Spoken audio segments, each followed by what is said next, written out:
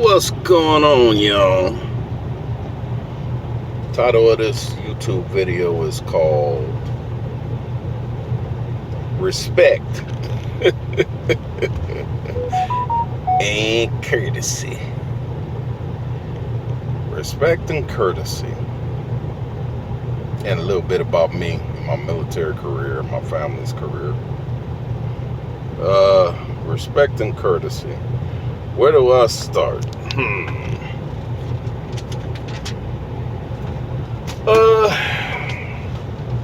First things first, because a lot of people don't touch on it. One of the things that I can teach out of respect and courtesy is you don't park in another guy's window when you're at a parking lot. One of the reasons is, do you want to know that man's business? Are you in that man's business? What if that man, you got a child in the truck, and what if that man gets up and he doesn't have any clothes on? A lot of guys do it. If you haven't seen it yet, they do. So the purpose of privacy curtains, especially in the front of a truck, very important. Water, but the privacy curtains are very important. One of the things I can tell you is, please don't park in somebody's window. If you're gonna park next to somebody, please park about 2 inches up or 2 inches back. That way you're not right in his face unless you want to be in his face. It's just a respect thing. I see guys do it all the time. They park right in the next guy's window, and every time the guy look out, you looking in his face. How does that feel? And then now you got a problem. Now he's the bad guy. Another thing I want to touch on is respect and courtesy. Please don't cut other drivers off when you're on the freeway. I've seen it. I've had it happen to me. I know you're new. You don't understand. That other guy got to slow down for you or hit his brakes. Or if he hits your truck, especially if you own that truck, and he don't own that truck, what does that say about common sense? You own your truck and he don't own his truck, or he's not driving the truck that he owns. There's a difference in this industry that everybody needs to understand, that some people are company drivers, some people are lease drivers, and some people are owner ops. Now, I know that some owner ops don't have that experience. They just went and bought the truck. But here's the thing that you need to think about. You crash that truck into another guy's truck and you found it at fault, you may get your truck replaced, but I don't think you'll do it again.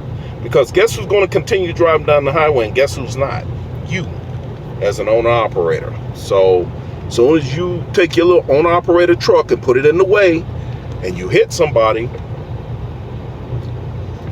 and you're found at fault, and one of the biggest things that gets me, especially with owner-operators, you don't understand insurance. I don't care if you're at fault or not at fault. You know how much your insurance is going to go up, and you know your insurance carrier will drop you after so many accidents. So please, drivers, especially if you're an owner-operator, because I've seen owner-operators do it, and I don't say nothing. I just look at them, go, and think to myself, I could just see your insurance premiums going sky high. You better ask somebody. You better ask some of these owner-operators who've been through it. That's why you see them out here, and you might pass by them, and they're owner-ops, but they're doing like 68, because they're trying to conserve fuel, or they're going not fast as they could go. A lot of trucks out here can go fast. They just choose not to. You know what I'm saying? Because you want to be a bullet and what's the guy's name? Al Unser on the freeway. That's on you. But if you take a chance and you crash that truck, or you get in an accident with that truck, regardless of it, if it's your fault or not, your insurance premiums are going to skyrocket if you can get insurance. Because they look at you as a risk, especially in your first year. And I'm surprised a lot of these owner ops need to tell you guys about that if you're new as an owner operator. And I don't care if you got 5 years. Somebody needs to explain it to you on one of these YouTube channels about insurance premiums, and not half-ass it, but tell you the truth. Another thing that I've seen out here over my years and years of experience, what's the problem with backing out? I see drivers going up a hill, and some drivers are heavy and some drivers are not, And they don't say nothing, but I'm sure they're thinking it. Well, why didn't this guy just let me back over? Because he could have dropped back out of it. Or if a guy is going up a hill, he may not go slow, just to go slow. The other guy over there on the right side, he don't want to back out of it. But then you have to come back around him and do it again. That don't make any sense, drivers. Come on now. A little common courtesy. We're on courtesy and respect now. I told you I was going to do a video on it. Another thing that I noticed, getting out in the hammer lane. Let me explain something to you. Yes, it's okay to conserve fuel, but if you notice, every state you go into, that sign says what? Left lane for passing. Drivers, if you're taking 5, 10, 15 minutes to pass another truck and you can't pass, come on. You can back out of it too and get back over. What's the problem? You ain't got nothing to prove to nobody. You understand what I'm saying? If you feel, and you should already know this, if your weight is heavy and you know your truck is governed, you already know if it ain't governed at 85, you're not going to crest that hill like you should. So if your truck is governed at 75, you can almost guarantee if you got 40,000 pounds on the back, it's not going to pull that hill as if a cat motor would pull it. So please, stay out the hammer lane if you're not going to pass, even on a flat. I see guys, they get out here and they get in the hammer lane and they start doing the same speed they've been doing. You know what? You're backing up and what they call, and I'm surprised DOT ain't start citing cats for that, because you know that's a ticket when you hold up more than 5 cars or you're impeding traffic. That's what they call it, impeding. If you're impeding the traffic and you don't understand the law, what it says is you jump out in the hammer lane. Let's say it's on a flat surface, not a hill, but a flat. I can understand a hill, now you're impeding, get your ass back over. But if you're impeding traffic on a flat and you're still doing the same speed because you're trying to conserve fuel, and you're impeding, and there's a bear back there, and if he want to pull your ass over, he will. Don't think he won't. I think that's where a lot of guys get it confused. That radar is always on, whether you know it or not. Okay, it's always on.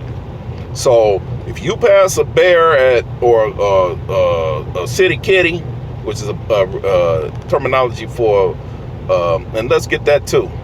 City kitty is terminology for a city cop.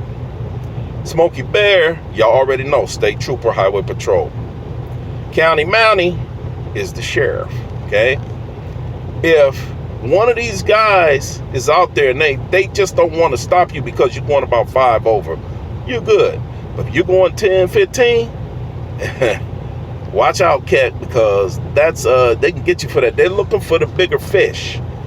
Just because you roll by them at 75 and think you got away with it, they can still stop you. Depends on the cop. But I just thought y'all should know that the hammer lane is for hammer. Get it? Hammer lane, hammer. You should have hammer down. Okay, not get out there and impede traffic at 68 miles an hour. I'm not gonna go no faster. He can wait. Okay, why would you get your behind out there in the first place? If you know you're gonna do that, wait till all the traffic is gone by, until it's clear. Because I know damn well, if you're not looking in your mirrors and you're not paying attention, you get out there in traffic, guys, man, I mean, really? I mean, this is what it comes to. That's why they're calling you steering wheel holders, because you don't get it. You don't understand. You were improperly trained. Okay? Another thing, I want to tell you something. Now, when I come up on the back of the tail end of a trailer, I look to see if I can pass, but I'm going to leave some space. You know why? Because if I have to come, when I leave space and I get over, when I know it's clear to get over and I get ready to roll on, I can see what's going on from way back. Okay, I can also see what's going on when I move over and it's a truck length. I can see that other truck may be in the other guy's ass. Worst thing you can do, drivers, is get up in another driver's behind and then decide that you're gonna move out and that driver move out on you and he have to slam on his brakes. Guess what's gonna happen? I seen a guy lose his arm behind something like that. Knock it off. You know, what you need to do is you need to go ahead, and when you're coming up on another truck, when you get a truck's length, prepare to merge, turn on your signal and get the hell over and go around him and stop impeding traffic. If you're gonna pass, pass. That's what it's for. That's what the left lane is for. Passing. Okay? If there's some guy coming up behind you, and I know damn well you can see him, cause I've seen it happen all the time, another truck coming up behind another truck, you need to be looking to try to get your behind back over to the right lane, because the trucks belong in the right lane. Unfortunately, that's how it is. You're going to see a lot of signs that say left lane. And a lot of trucks will try to jump out there to get around you. Then you want to move over at the last minute. Oh, I didn't see you. I'm going to move over now. A little too late, don't you think? Should have been doing that a long time ago. I see it. The guys on the other side, cause don't think the old heads ain't watching. They out here. They watching you behind. That's why they keep talking about you, because they see what you're doing wrong, and I'm here to try to teach you what's right and what's wrong. Now, if you want to follow direction, because a lot of guys have a problem with following direction. Okay, so I'm telling you, and I'm gonna leave it at that. Now I'm gonna touch on some other things. How I got into trucking was, I basically, if you like the content, like, subscribe, thumbs up. I see you. I'm watching. One of the things that I got taught when I got in this industry was, because I said I was going to touch on my life and how I got in this industry. How I got in this industry was, my father was a postal service truck driver after he got out of the Army. My father was airborne, Korea. And if you want to know this right here, you see that? It's 10 years in the Army, okay? 10 years. I got pictures to back up everything I'm telling you right now. Pictures of all my family in uniform. My father was Korea. He was airborne. My father-in-law, the girl that I ended up marrying the first time, was, she was an E5 at the time. And I have one daughter with her, and her father was also in the Army. So she was in the Army, my ex-wife, and her father, my father-in-law, was in the Army. He was also Korea. He was an E7. She was an E5 when I met her. I was a buck private, okay? You know, your fraternization, you got to be cool. My niece, who's over at Fort Bliss right now, she went from Fort Sill to Fort Hood to Fort Bliss. Her husband is a Wyoming cowboy. They got 4 kids together, and he is a E6, I believe, right now. He's an 88 Mike, but he's heavy equipment. He's over at Bliss now. My first cousin, the male and the female is married to a command sergeant major who retired. My other first cousin, the male, he was at Fort Bragg. He was airborne. My uncle was Vietnam. He passed away. He was a cop also. I got military and cops in my family. Both. Yeah. But my uncle was Vietnam. He was TAC-P in the Air Force. So if you don't know what TAC-P is in the Air Force, ask somebody. He was pararescue in Vietnam. He would go and bring the pilots back from the other side of enemy lines. He's also 5th Dan in Taekwondo. My sister was Fort Jackson, South Carolina.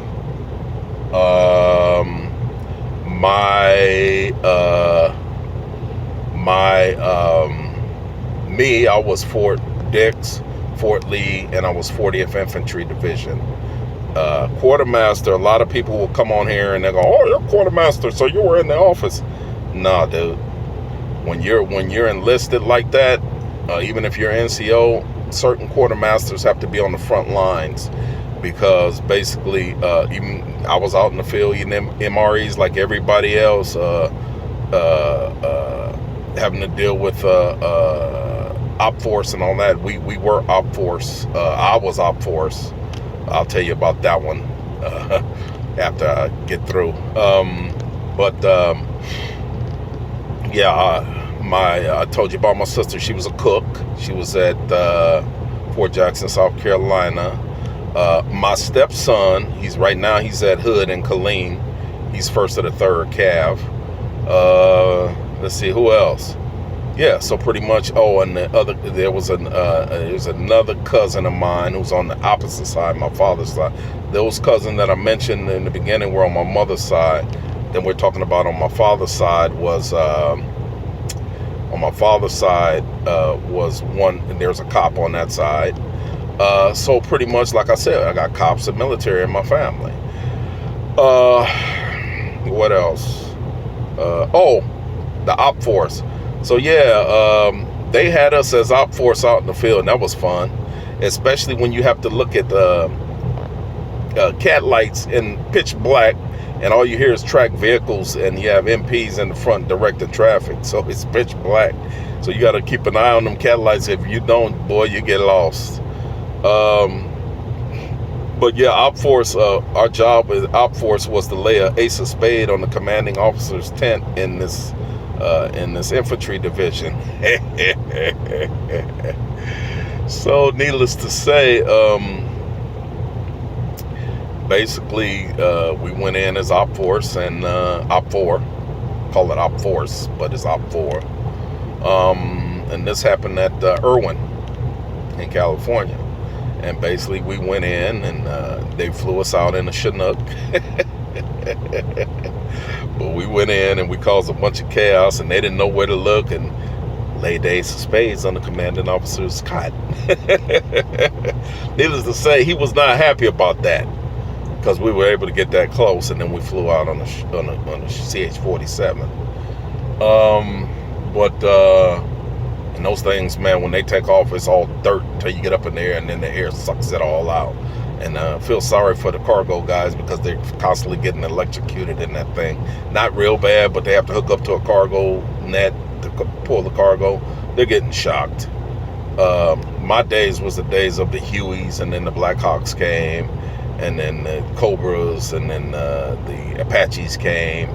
And I'm always looking up when I hear you guys come through. Don't worry. Always throwing you a victory sign and a peace sign. But yeah, man, so that's me. The way I got into trucking, like I said, was my father was a postal service truck driver. And I'll start doing lives here. I wanted to get a couple of videos out, and then you guys can, anything that you got a question on, you can answer. Make sure you give me a thumbs up and subscribe to the channel, because I am going to be giving you guys a lot of information, like the tandem information. As far as hazards, now, unless you want somebody to run in your rear end, which happened to that one guy, if your truck is below 45 miles per hour on the freeway, you're actually supposed to use the hazard lights. They probably didn't teach that, but you're supposed to. You'll go into states where it'll tell you below certain speed limits, you need to do 45. You need to turn on your hazard lights if it's below 45. If you're newer than me, now you know. That's what hazards are for. If you're pulling out a parking space, especially if that parking space is at an angle and you can't see what's coming from the right, turn on your hazard lights, because that lets the guy know coming from the right, hey, I'm pulling out, at least get into a position where you can see me. If they don't, they're a clown. Just hit your brake hard or whatever you need to do to avoid them, because they're an idiot. They're supposed to give you that courtesy and respect. Remember, this is about courtesy and respect. They're supposed to give that to you when they see your hazard lights come on, because lights and signals basically signals to guys that something's going on. But those hazard lights are basically there for climbing hills and you're below 45, pulling out of a parking space, and the guy can't see you on the angle and you can't see if he's coming, it's not your fault, he's at fault, because he should already know you can't see him if he's paying attention. A lot of guys ain't paying attention no more, and I'm gonna get on that too. But yeah, so this is probably gonna be a two-part video because there's a few things I need to touch on. But when it comes to hazard lights, pulling out of a parking spot is one reason you need those hazards. Another thing, backing up. When you're in driving school, and I'm surprised that a lot of guys are not doing it, they're just backing. One of the best things you have going for you is your horn. That air horn is loud. Now, if you got a muffled one, I'm sorry. But if you got one that sounds off, sound it off. Backing up, I don't care if you have to toot, toot, toot, or be loud about it, because a lot of times what I found is when you're backing, like I had a situation right now, and I'm backing up and I see cars coming from the left in the truck spots, cars parking next to their truck. So what I do, I get on the horn, and everybody and their mama got out the hell out the way, because they knew, damn, either he crazy or he fixing to back up, because that horn draws attention. Everybody's gonna look at you. It's almost like someone being attacked and they screaming and yelling and fighting, then you're gonna look, right? So that's the purpose of the horn when backing. Always use your horn and your flashers when backing, your hazards. Because why? People need some type of communication about what you're doing, or they just gonna, they're gonna get upset or try to run you over because they're crazy and they're impatient. Pay them no mind. They won't be in this industry long the way they're acting. But that will stop a lot of the monotony that's going on using those hazards when you back and using that horn. When you use that horn when you backing up, everybody and their mama know you coming. Not just 1, 2. Get on that sucker. Get a dun dun dun dun dun dun dun, or bump bump bump bump bump. Whatever you want to do, however your signal is. That's another thing. Get yourself a signal. When you use your horn, that's your signal, because trained engineers have their horns and they use certain signals. If you listen, each one is different. So you have your own. You know what I'm saying? You're new to this game than I am. You have your own. But that's the purpose of the hazards. When you're pulling out a parking spot, even on a regular parking spot, turn those flashers on, because that lets the truck driver know across from you, you fix to come out. Now, he may come out, and then you can kind of get a sign, okay, well, I'm going to let this guy go, because it's common courtesy. But a lot of guys will pull out when you pull out. Now, that's not to say they did it on purpose. Just might have been coming out at the same time, or he, maybe something about you he don't like. But at least when the flashers are on, you kind of got some idea of who's getting ready to make what move. Another thing, racing through the parking lot. What's your hurry, man? You in a hurry to go somewhere? Ain't no freight that damn important. This is not NASCAR. You gonna race through these parking lots, and I've seen it happen. Bang! Because some guy pulled out, and now you gotta slam on your brake and you can't stop in time. What you gonna do then, Mr. Speedy? Shoot. But yeah, I see it all the time, especially youngsters, man. They be racing through the parking lot like they got some place to be. You ain't got no place to be no faster than nobody else, bruh.